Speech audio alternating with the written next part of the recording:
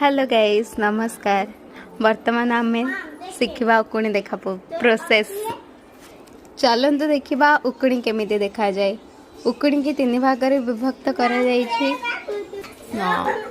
जो गुड़ाक चुटी लगी से देखा कहुए आ जो माने जो माने कि मूल लगुच से चिदा कहुए आउ जो गुड़ाक जो चाउल पक टाइप देखा जाए से गुड़ाक को उकुणी बोली कहुए। आपण मैंने जानीदे आमर उकुणी तीन प्रोसेस गोटे प्रकार किंतु ता ना चलते आम ए उकुणी देखा प्रोसेस देखा।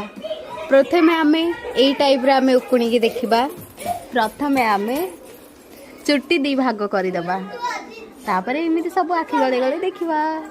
तापर जो जो उकुणी लगी सेटा को आम चिदा कहवा तापर एमती धरिकिना एमिति एठी जाके निख लागिथ एडा होची निख आपण देखि पारुछंदी ना एमिति धरिबे एमिति काढिबे।